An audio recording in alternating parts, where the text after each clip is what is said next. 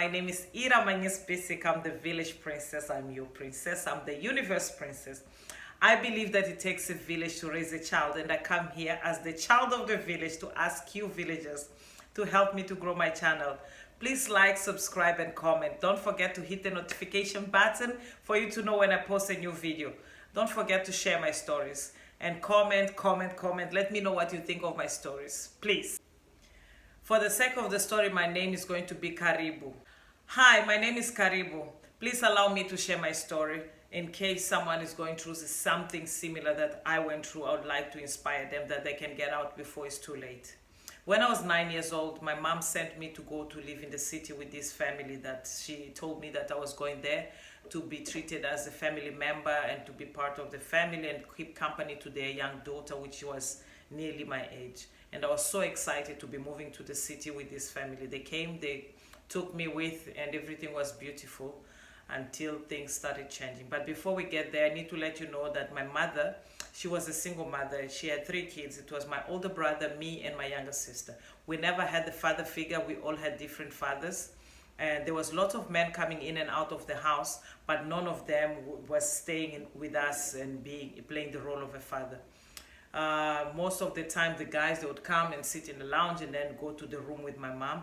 And we would question, like, where does mom get the money to buy the food and the things to keep us, because she would buy us toys and gifts and clothes and food and everything. Meanwhile, our mother was a prostitute. She was prostituting herself, and those guys that they used to come in and out of the house, they were her clients. That's how she used to make her living. Anyway, but that's not my story to tell. That's my mother's story to tell. I need to tell you my story. My dilemma started when we got to the house. It was a beautiful little home, and it was a young couple, Auntie Farida and her Uncle Jonathan, and they had a daughter called Rachel. She was a few years younger than me. And me and Rachel, we clicked immediately like sisters that we were supposed to be. The whole idea was me being there as Rachel's sister just to keep her company. They'll be sending money to my mom every month, something that I was not involved with. And in the beginning, my mom used to come and visit often, but somehow she stopped coming. It was Uncle Jonathan. He had a 9-to-5 job. He would go to work in the morning, and in the evening he would be home most of the time. And Auntie Farida, she worked shifts. Sometimes she would work in daytime and sometimes she would work at night, including weekends. That means that most of the time it was me, Rachel, and Uncle Jonathan in the house. When I was around 11, Rachel started going to school. And when that happened, my nightmare just began. They didn't send me to school all those years, and when Rachel started going to school, I started waking up early. Auntie Farida started teaching me the house chores. I was cleaning, cooking, washing everybody's clothes, and if I did not do things to her satisfaction, she would like shout at me and slap me and tell me, do it again, and shouting at me. And that's how she would treat me. Because she was in and out of the house not working, sometime I started noticing that Uncle Jonathan started becoming a little bit sweeter towards me, especially when she was not around. Sometimes he would come back from work and he would tell me, no, princesses, you can sit and relax and watch TV. I'll cook for you. He would cook, put the plates on the table, serve dinner for us like 2 princesses. We would sit in the lounge, watch TV with him, and Rachel would fall asleep. Maybe she has to go to school the next day. He would tell me, take your sister to the room and come back. Let's finish watching TV because it's still young. Us, we are more grown than Rachel. Rachel, she's younger. She needs to go to bed early. And that would happen so many times, to a point that at some point, I took Rachel to bed and I came back to watch TV with Uncle Jonathan, and he put some adult movie. We were watching a movie that there was people kissing and having sex, and he'll be watching and look at me and looking at me from the side eye to see my reaction. It was uncomfortable and strange, but it was happening so often that in my innocent mind, I started kind of enjoying watching that.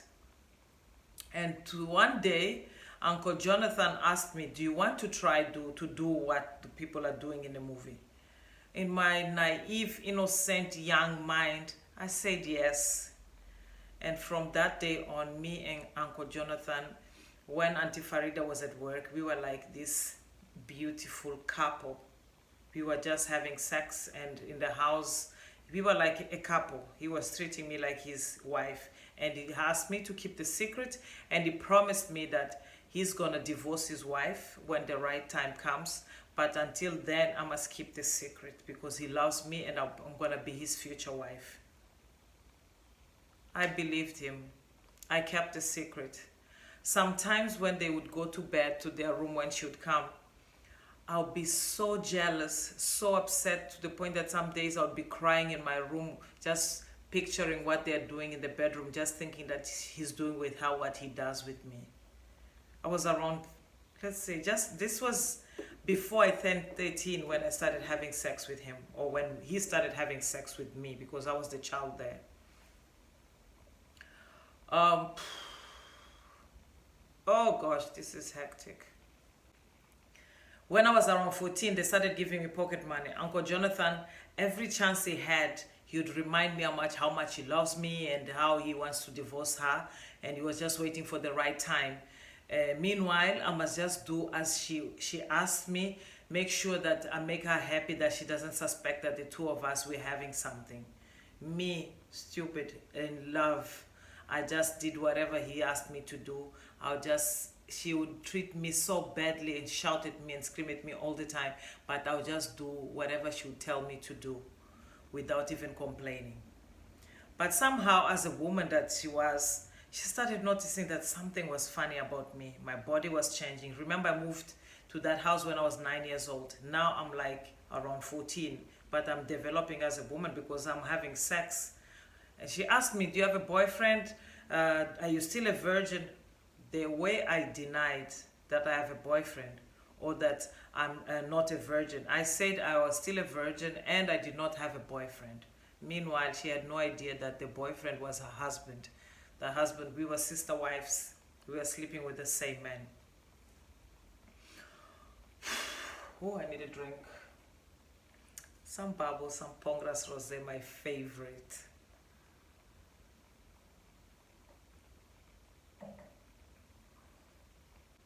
She started shouting at me and saying, I hope that you're not here chasing boys because you did not come to this house to go and sleep around with boys. If you fall pregnant, I'll send you backpacking to your mother's house and you're going to go and live that poor lifestyle that I know that you're not used to. I got so annoyed, so irritated that I spoke back to her. She got angry. She went to her room, she took a belt and she came and whipped me with the belt.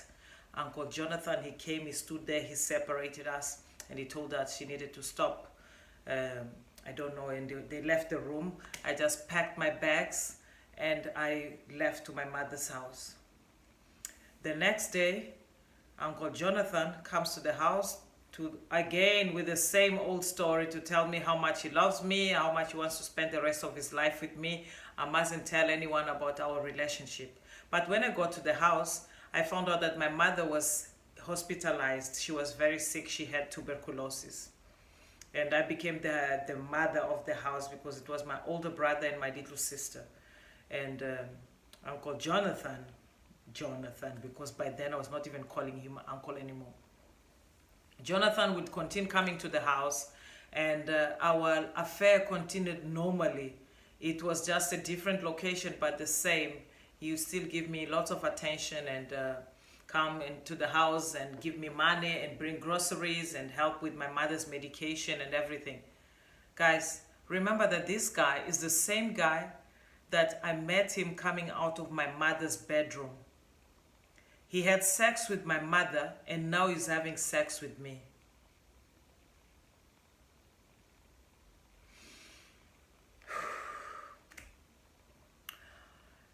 But somehow, he was such a sweet talker that everything he said, I just believed him. I really believed that he wanted to marry me and he wanted to spend the rest of his life with me.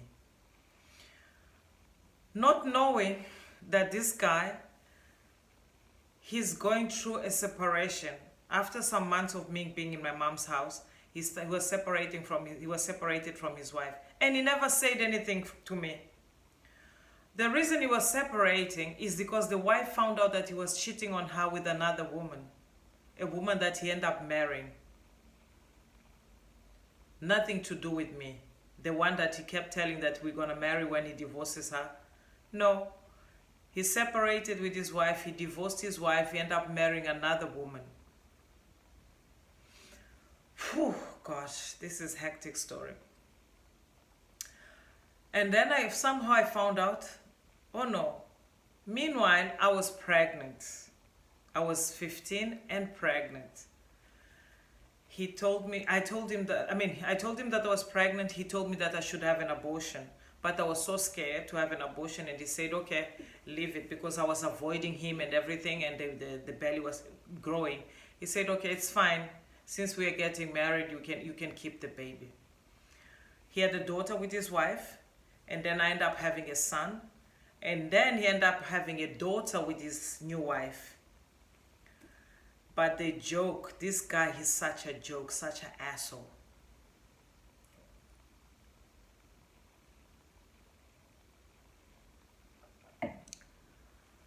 In between, when I was pregnant and having a baby, and I decided to break everything off with him. I said, I don't want to know anything about him. I don't want him. I want to move on with my life.